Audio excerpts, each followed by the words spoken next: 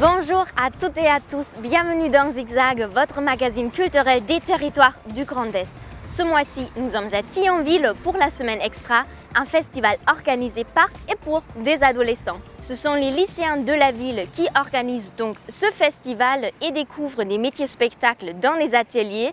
Et cerise sur le gâteau, ce sont les lycéens en option théâtre qui vont même assurer les levées de rideaux, ce qui doit avoir le trac. Nous zigzagerons aussi à Épinal, à Erstein, à Forbach, à Saint-André-les-Vergers et à Thaon-les-Vosges. Peut-être pas en ordre alphabétique, mais on se comprend.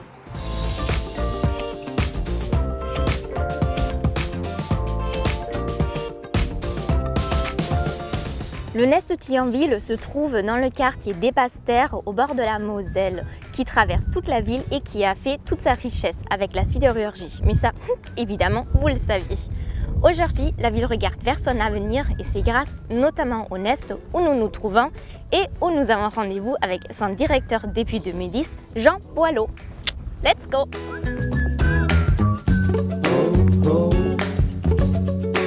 Merci de nous accueillir dans votre endroit tellement bucolique. Nest, en allemand, ça veut dire nid. Oui. Est-ce que ça, c'est votre nid de théâtre? C'était un peu l'idée, ouais. Et on s'était dit, c'était comme les branches des arbres, vous voyez, 3 axes de circulation qui racontent un petit peu le chemin vers la France, le chemin vers l'Allemagne, le chemin vers le Luxembourg et le nord de l'Europe. Et que notre nid, il est posé exactement sur cette fourche, comme un arbre. Et que là-dedans, on fabrique des spectacles, on accueille des spectacles. Et puis aussi, on a des petits oisillons, des artistes, des œuvres, des spectacles que l'on pousse à maturité et puis après qui s'envolent. Soit dans un des 3 actes et puis qui reviennent après. Parlons de la semaine extra. Oui. Et pour cela, je pense qu'on va mettre nos masques. Ah. C'était votre idée. Alors, la semaine extra est à sa 4e édition. Vous vous souvenez comment tout a commencé? Alors, tout a commencé, c'est un peu curieux, tout a commencé sur une réflexion. En fait, moi, je suis arrivé ici en 2010 avec cette volonté de travailler avec les adolescents et pour les adolescents. Et puis, parce que j'étais convaincu que le théâtre s'y prenait pas très bien pour s'adresser à cette génération-là. Et que notamment, l'utilisation des matinées scolaires, alors je sais pas si vous en aviez, moi j'en avais beaucoup, c'était l'après-midi ou le matin et c'était surtout l'occasion de foutre un grand bordel parce que dès que la salle se plongeait dans le noir, on recevait plein de trucs sur la tête, on les réenvoyait, etc. C'était certainement pas la meilleure manière de sensibiliser à ce que pouvait être le théâtre. Donc on a réfléchi un peu autrement. Plutôt que de s'adresser de manière exclusive aux scolaires, on va s'adresser aussi aux non-scolaires. Et on va dire aussi que les spectateurs adolescents, les jeunes spectateurs, ne sont pas des spectateurs de demain, mais des spectateurs d'aujourd'hui. Vous présentez également une création lors de cette semaine, elle s'appelle Les Imposteurs. Vous pouvez nous dire 2-3 mots? Les Imposteurs, c'est une manière de présenter au jeune public nos 2 artistes associés, qui sont l'un et l'autre 2 comédiens, 2 interprètes. On est parti donc des préjugés qu'on pouvait avoir sur le métier d'acteur. Le premier préjugé que ma grand-mère pouvait avoir, c'est est-ce que c'est un métier ? Tu veux faire du théâtre, mais enfin, malgré tout, il faut peut-être penser à un métier sérieux où on gagne de l'argent. Voilà. Le deuxième préjugé, c'est vous êtes tous, vous les acteurs, des menteurs. Et donc, on s'est dit, on va partir de ça, et donc de notre sentiment d'imposture qui fait qu'on nous renvoie le fait que on n'a pas vraiment notre place dans la société, et essayer de raconter quelque chose qui est en lien avec l'identité, qui je suis, qui je joue, qu'est-ce qu'il y a entre, et de l'adresser à des adolescents qui eux-mêmes sont dans cette question de l'identité, c'est-à-dire qu'ils sont évidemment en transformation. C'est cliché de dire ça sur la jeunesse. On sort de l'enfance, on va vers l'adulte, on doit faire un certain nombre de choix, on doit aussi s'orienter, et on a découvert qu'on avait ce point commun. Nous sommes nous-mêmes dans la métamorphose constamment, et nous sommes nous-mêmes frappés d'imposture. Ça a l'air extra.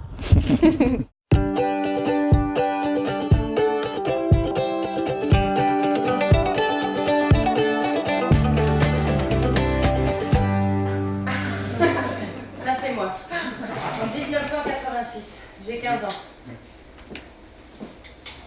Je suis pas mal, non? Non? Oui? Là, c'est Bernard Touillet. À l'époque, il y avait encore des gens de 15 ans qui pouvaient s'appeler Bernard. Après, ça a bien disparu, hein? Des enfants de 15 ans qui s'appellent Bernard. Oui? Comment on écrit une telle histoire? Vous avez dit qu'il y a un auteur qui a écrit la pièce. On a commencé par des improvisations en tout début de saison avec Jean Boileau, le metteur en scène. sur nos vies, sur nos chambres, sur nos différentes chambres qu'on a eues, nos différentes maisons, sur notre arbre généalogique. Voilà, sur les personnages aussi, sur notre parcours de comédien et l'un et l'autre, sur les personnages qu'on a abordés jusqu'à maintenant. Et puis après, l'auteur nous a rejoints, Alexandre Koutchevski. Ouais. Il rentrait le soir, on improvisait, il rentrait, il écrivait le soir ou le matin, puis il revenait avec un nouveau texte, hop, et puis on a fait ça pendant une dizaine de jours, on va dire. Est-ce que du coup, vous jouez vous-même ou vous êtes vous-même ? En tout cas, on est nous-mêmes dans le comportement au plateau. Enfin, il y a assez peu d'artifices sur l'actrice et l'acteur que je suis. Elle s'appelle Isabelle Renayette, je m'appelle Régis Laroche, ça au moins c'est assuré. Mais du moment qu'on est en public, de toute façon, il y a une distance qui s'opère obligatoirement. Du moment qu'il y a un regard extérieur, on est différent. Personnellement, moi j'ai jamais été aussi proche de ce que je suis que dans d'autres pièces où par ailleurs on a un personnage écrit. Là, pour le coup, le personnage c'est nous. Quand les gens rentrent, on les accueille. Donc je vois effectivement toutes les personnes. Il y avait même ma fille, il y avait mon filleul. Et du moment que la représentation commence, tout ça est abstrait. Vous êtes un public. Donc vous ne regardez pas si votre famille s'endort, rigole Non. Je ne joue pas pour ma famille, je joue pour un public. La famille en tout cas n'a pas intérêt à s'endormir, sinon ça se règle... là pour le coup ça se règle en dehors. Quelqu'un qu'on ne connaît pas qui s'endort, bon bah... Parlons de la semaine extra. Pourquoi avoir accepté de créer cette semaine extra avec les jeunes ? C'est aussi une autre façon de découvrir cette chose-là. Moi, j'ai jamais dirigé un festival. Donc, du coup, ça me permet d'agrandir mon arc. Et moi, j'adore tout ce qui est autour de l'adolescence. Ce qu'on a fait avec eux, surtout, c'était d'inventer ce lieu. Ils ont peint les bobines de train. Ils ont parlé de la buvette des ados fauchés, les food trucks. Enfin, voilà, c'est aussi une énergie. Je veux dire, un théâtre doit ouvrir ses portes pour une énergie. Et effectivement, ce que j'ai dit ce matin, le public d'aujourd'hui, c'est eux. C'est vraiment eux, c'est pas le public de demain, les adolescents. Et ils ont cette force créatrice et comme s'ils sautent d'un tremplin et puis ils sont fougueux, ils n'ont pas peur. Et pour faire du théâtre, il ne faut pas avoir peur et pour créer les choses, il ne faut pas avoir peur.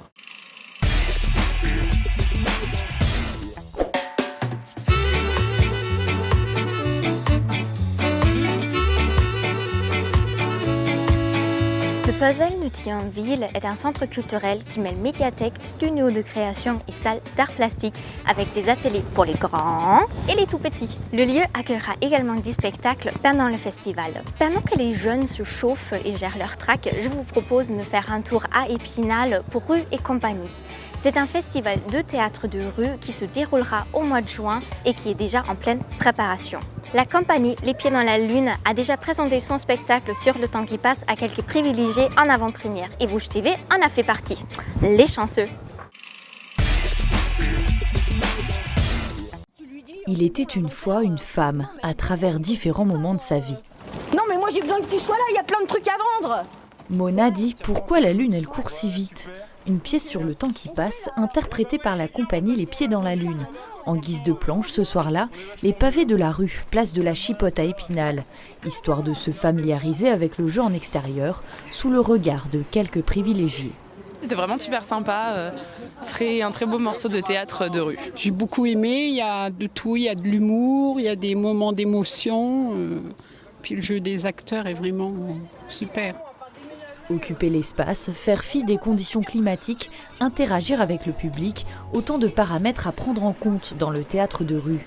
Une sorte de répétition pour les comédiens, 3 mois avant le lancement du festival Rue et compagnie. C'est énorme de pouvoir avoir ces temps-là in situ et avec le public, se confronter, même s'il est pas au rendez-vous. On a travaillé 3 jours, on l'a croisé par-ci, par-là, ils étaient intrigués, pas intrigués. Donc tout ça, ça nous sert parce qu'on voit si ça marche, parce qu'on voit là où ça pêche. Enfant, adolescente, adulte, le personnage de Mona grandit devant son public, avec toujours en fil rouge les souvenirs de son grand-père disparu. C'est énorme! Il a été fou, mon papy, c'est toute mon histoire avec lui, ça. Je l'adore. Une pièce tantôt drôle, tantôt émouvante et parfois même poétique que la directrice du festival a choisie pour sa sensibilité. Dans le Festival Rue et Compagnie, il y a beaucoup de choses, hein. C'est très diversifié, il y a des genres différents parce que les sensibilités du public sont différentes. Et là, ça s'inscrit évidemment dans les spectacles qui sont proposés tous les ans au Festival de Rue parce qu'il y a énormément de sens, bien sûr, de l'émotion, de la poésie. Et ça s'intègre complètement, ça a complètement sa place dans le festival, à côté de spectacles de cirque, à côté de spectacles de musique, etc. Mais il faut de tout. Et vraiment, ce spectacle a sa place.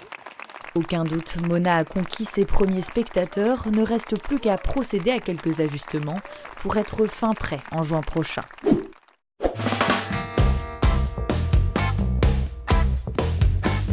De retour à Thionville devant le lycée Charlemagne. C'est l'un des lycées qui participe à la semaine extra avec les établissements Colbert et Hélène Boucher. Ce sont les lycéens qui participent à l'organisation du festival de A à Z. Mais les plus impliqués dans le festival, ce sont les passeurs et nous allons les rencontrer.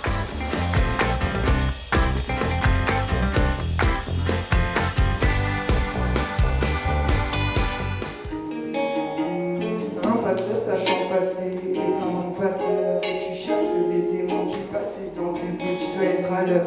Tu as une super jolie casquette, les passeurs. Tu peux nous dire ce que c'est un passeur? Un passeur, c'est un ado bénévole qui a décidé de prendre part à l'organisation de la semaine extra. On s'est demandé est-ce qu'il faudrait l'aide en fait d'ados pour organiser ce festival. Ouais. Et évidemment la réponse était oui puisque c'est un festival qui s'adresse aux ados. Et c'est pour ça que tu as voulu participer au festival? Je trouvais ça innovant et globalement chouette de permettre aux ados de s'exprimer, surtout des ados qui ont une certaine sensibilité théâtrale ou qui vont souvent au théâtre ou qui font du théâtre. Et aussi parce que le lieu est chouette, les gens sont chouettes et c'est que des amis donc il n'y avait aucune raison que je le fasse pas. Et qu'est-ce qui t'intéresse dans le théâtre? Avant, j'aurais eu tendance à dire que c'était juste le rendu sur la scène sans savoir ce qui se passait derrière, parce qu'il y avait un truc un peu magique où je ne savais pas comment ils avaient fait, mais ils l'avaient quand même fait. Ouais. Et en fait, maintenant, c'est tout. Maintenant qu'on a réussi à prendre un peu part de l'organisation de tout ça, c'est tout ce qu'il y a derrière, presque plus ce qu'il y a derrière que le résultat final. Je crois que maintenant, moi aussi, je veux être passeur. Casquette jaune.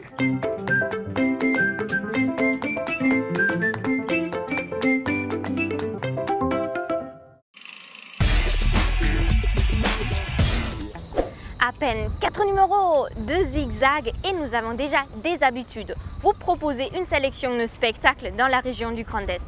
Évidemment, vous connaissez la formule, c'est subjectif à 100% et là c'est tellement trop court. Beaucoup de cirques ce mois-ci dans la sélection de zigzags. Avec tout d'abord la dernière saison du Cirque Plume. Et oui, cette compagnie créée il y a plus de 30 ans à Besançon par les frères Bernard et Pierre Coudelac et qui a révolutionné le cirque tire sa révérence. On a du mal à y croire. Pourtant, la dernière saison, le titre de leur dernière création, sera bien leur dernier spectacle. Une raison supplémentaire de se précipiter à Épinal entre le 18 mai et le 2 juin. Du cirque encore avec Pisteur d'étoiles, 23e édition de ce Festival international des arts du cirque qui se déroule à Obernai du 27 avril au 5 mai. La programmation est foisonnante et à l'image du cirque actuel, comme avec les 4 compères de Cirque La Compagnie. Ces 4 garçons ont tous fréquenté les écoles de cirque contemporain, notamment au Québec, et se sont associés pour un spectacle mêlant humour et acrobatie intitulé La vie bidon. À voir les 2 et 3 mai sous chapiteau. Papa, emmène-moi au cinéma. Un peu de musique d'aujourd'hui dans la sélection avec le festival Musique Action, 34e du nom. Ça se passe à Vendeuvre-les-Nancy du 14 au 21 mai. Le programme réunit une trentaine de spectacles particulièrement déjantés et originaux, à l'image de ce New-Yorkais Charlemagne Palestine, qui viendra avec son piano le 20 mai vous plonger dans une transe remplie de doudous en peluche. Notre escapade hors de nos frontières ce mois de mai nous entraîne en Sarre, la voisine de la Moselle, avec la 41e édition du festival franco-allemand Perspective. Beaucoup de cirques là encore, avec par exemple la compagnie Circatsuika et son spectacle Maintenant ou jamais, à voir à Saarbrücken du 19 au 21 mai. Circatsuika, c'est une fanfare cirque d'une douzaine d'artistes, pour la plupart issus de la 15e promotion du Centre national des arts du cirque. Vous savez, c'est à Châlons en Champagne.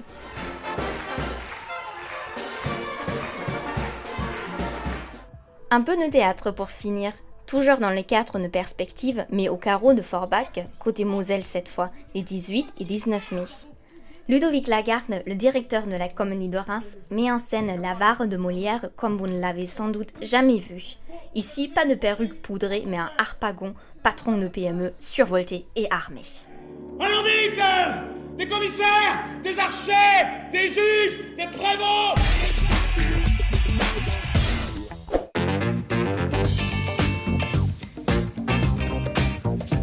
Un truc étonnant honnête, c'est la variété des architectures, comme ici avec ce chapiteau. D'ailleurs, nous restons dans l'univers du cirque et allons au Printemps des Chapiteaux, un festival itinérant qui a fait escale à Forbach il y a quelques jours. Et Mirabel TV n'a pas raté ça.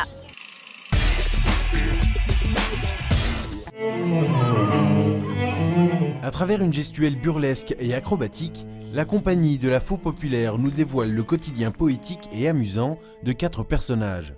Entre humour et prouesses artistiques, ce spectacle ouvrira le festival du Printemps des Chapiteaux, le rendez-vous incontournable des admirateurs du cirque contemporain dans le Grand Est. Les gens qui viennent peu souvent au spectacle, on va dire, qui n'ont pas l'envie de pousser à la porte d'un théâtre ou de l'opéra ou quoi, viennent plus facilement sous un chapiteau. Et du coup, nous, on est là et on arrive à, hop, super, on peut les choper, on peut leur proposer autre chose. Et par exemple, dans le spectacle, il y a un chanteur lyrique.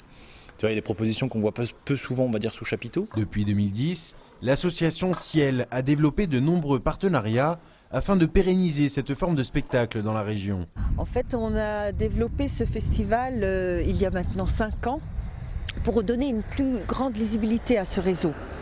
Parce qu'on travaillait vraiment en souterrain pour développer les tournées des compagnies, les résidences, essayer de travailler ensemble pour faire en sorte que chaque lieu puisse bénéficier de l'accueil de spectacles de cirque contemporains alors qu'ils n'avaient pas forcément les moyens. Du 10 avril au 28 octobre, 41 spectacles de cirque contemporain auront lieu dans toute la région, pour les petits comme pour les grands. Au programme, émerveillement, rire et poésie.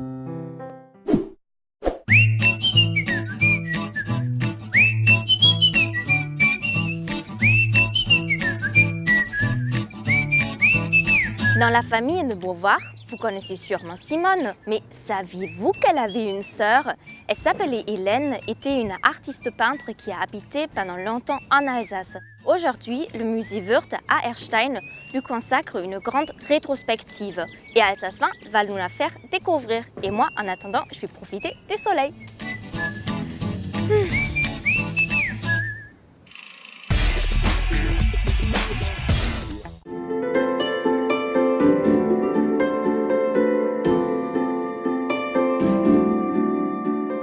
C'est une exposition un peu particulière puisqu'elle ne repose pas sur le fond Wörth, cette fois-ci sur la collection Wörth.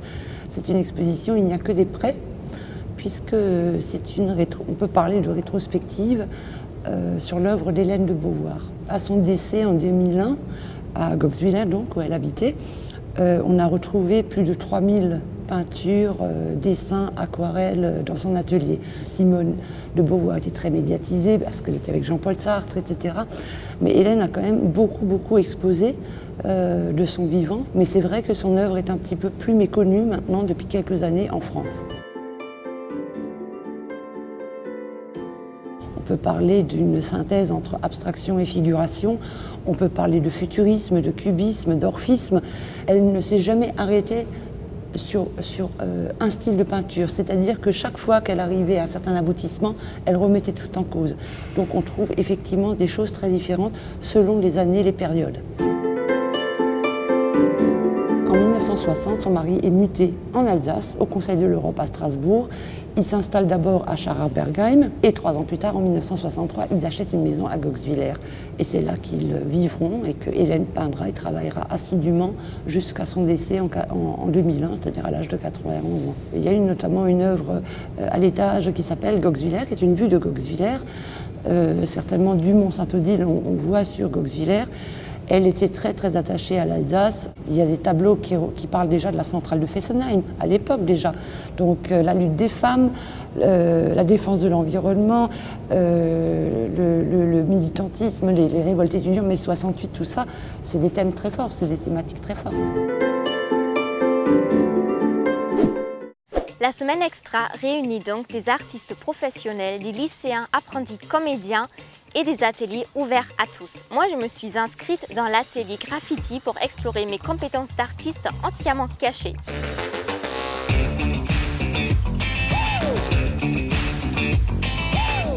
Pourquoi d'avoir choisi l'atelier graphe? Parce que moi je voulais apprendre le graphe et apprendre à écrire sur les murs. Tu peux nous expliquer ce que vous faites ici? Là on prépare une fresque pour redécorer le mur qui est du côté de la rive de la Moselle et inviter les gens à venir au théâtre et laisser notre trace sur le mur. Tout à l'heure, tu as marqué sur un mur « Le théâtre m'a sauvé ». Pourquoi? En fait avant j'étais très timide, du coup j'ai fait du théâtre et ça m'a un peu libéré et ça m'a permis de rencontrer des gens super surtout. Et c'était comment de travailler avec Régis et Isabelle pour cette semaine? C'était super cool. Pourquoi? Ils nous comprennent, nous les ados. Ils savent qu'on a besoin de dormir le matin, qu'on n'a pas des horaires ouf avec le lycée et tout. Du coup, ils savent faire avec et ils ont su nous aider à monter ce festival vraiment super. Avoir préparé le spectacle avec eux ensemble, ça t'a aussi permis de voir autre chose, de comment on organise un festival, comment ça se passe dans un théâtre. Et tu veux toujours devenir comédien, pas directeur de théâtre? Non, je préfère être sur la scène. À Saint-André-les-Vergers, on aime la guitare, au point de lui consacrer un festival chaque année depuis plus de 20 ans. Canal 32 y a rencontré deux jeunes guitaristes, Yannick et Thierry. Ils forment le duo The Two et ils sont habités par l'esprit du blues. Oh Johnny!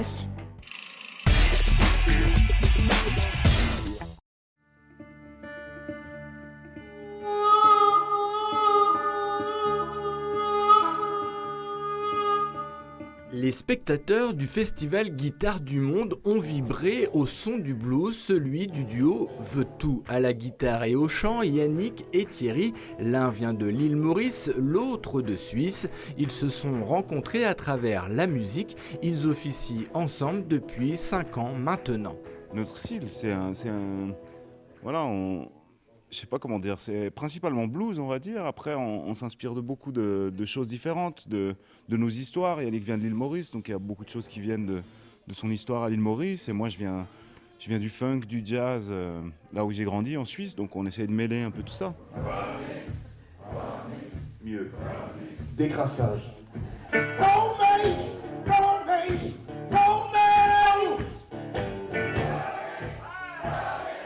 On a les mêmes ambitions, on a faim de jouer, de musique, de rencontres et d'aller là où la musique nous mène. On a cette même ambition-là et on croit que la musique peut aider à unir et rassembler.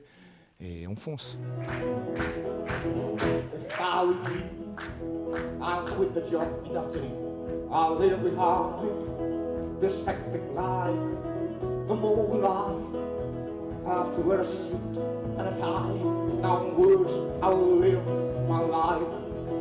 I've seen my boss tell him to fuck off, but his wife is a whore and slammed the door. And I start laughing. Compositeurs, interprètes, The Two revisitent le blues. Ils ont gardé son authenticité tout en apportant leur touche de modernité. On est des raconteurs des temps modernes. Notre blues, c'est un blues contemporain, c'est un blues de maintenant, c'est le cri du ventre de maintenant. C'est chanter pour exister, mais maintenant, chanter pour prier maintenant. Et c'est pour ça qu'on parle aussi de blues, parce que le blues, c'était aussi ça. Chanter pour rester ensemble, pour rester soudés, pour prier, pour garder la mémoire. Et plus que jamais, aujourd'hui, on a besoin de blues. Et notre musique s'inspire de ça. Ces deux jeunes artistes ont la musique dans le sang. Ils avouent que la guitare a changé leur vie, un instrument qui est aujourd'hui un compagnon de route.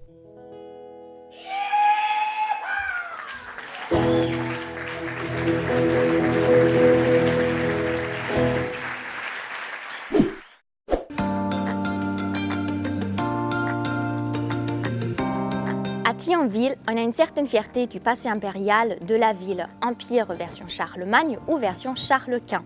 Charles Quint, d'ailleurs, a souvent logé ici, là où nous nous trouvons, lors de ses passages dans la ville. Mais la cour du Mersch a également servi pendant très longtemps comme théâtre en plein air. C'est une transition parfaite, pour ne pas dire impériale ou majestueuse, pour le reportage de Vosges TV sur Seine-Vosges qui a connu une saison 2017-2018 exceptionnelle.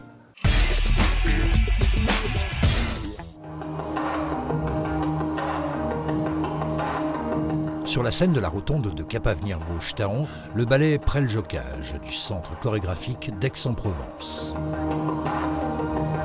C'est une très belle histoire, on oscille entre le rêve et la réalité, et puis on a des danseurs exceptionnels avec une magnifique technique, donc c'est un très beau spectacle. C'était émouvant, c'était puissant, c'était entraînant, ouais, c'est excellent.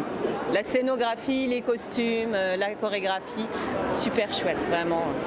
D'après la peinture sur le mur, un conte chinois très court de quelques pages à peine, le chorégraphe Angelin Preljocage a imaginé La Fresque, spectacle de danse contemporaine en tournée depuis 2 ans. La Fresque, ou l'histoire de 2 explorateurs qui entrent dans un temple et y découvrent une peinture murale. Il y en a un qui rentre dans la fresque. Maintenant, donc après, du coup, c'est un conte où il y a plein de réalités, plusieurs réalités et de fantasmes et de rêves, etc. s'entremêlent qu'on ne sait plus qu'est-ce qui est. On perd un peu la notion qu'est-ce qui est réel, qu'est-ce qui est rêve. Quand le rêve et la réalité se confondent, car en pénétrant dans la fresque, l'un des 2 explorateurs y trouvera une épouse, et dans la tradition chinoise, seules les femmes mariées ont les cheveux attachés. Moi, ce que j'attends du public en général, c'est que déjà qu'ils passent un bon moment et que ça puisse les mener ailleurs.